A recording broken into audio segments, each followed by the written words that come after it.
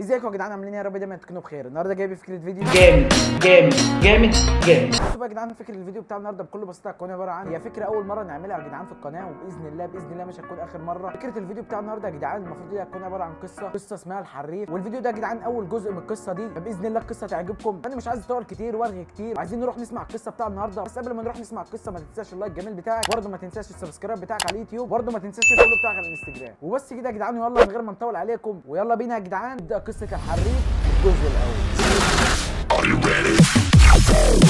نبدأ قصتنا النهارده يا جدعان بطفل اسمه سيف، طفل صغير امور عنده 6 سنين، وعنده اخ اسمه مروان. اخوه ده يا جدعان عنده 12 سنه، ومروان ده يا جدعان بيعشق حاجه اسمها كوره، لدرجه لو خيرته ما بين الكوره والمدرسه اكيد هيختار الكوره، دي مش محتاجه كلام يعني. المهم يا جدعان بيعشق كره القدم من صغره، ونفسه لما يكبر يبقى لاعب كوره كبير ويكسر الدنيا. وبيعشق حاجه يا جدعان اسمها كريستيانو رونالدو، لدرجه لو دخلت اوضته هتلاقي اوضته كلها مليانه صور لكريستيانو رونالدو. المهم يا جدعان مروان كان في يوم وراه فتره او حجز كوره يعني، كان الساعه 10 بالليل، فهو عمال يجهز الفوتبول ويحطه في الشنطه بتاعته وبيجهز حاجته في اوضته، وفجاه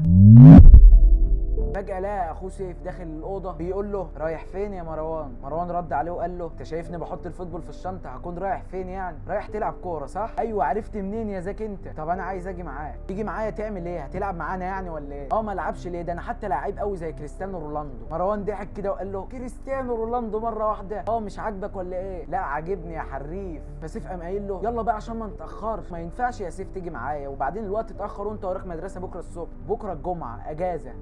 يا باي عليك وعلى لمطتك، برضه ما ينفعش تيجي معايا عشان الوقت متاخر. ومروان قام سايب سيف يا جدعان وقام نازل. فسيف طبعا زعل من مروان، بس ما قعدش يعيط ويضرب في الارض برجله ولا الكلام الفارغ بتاع العيال الصغيره ده. تقول له امال عمل ايه يعني؟ هقول لك.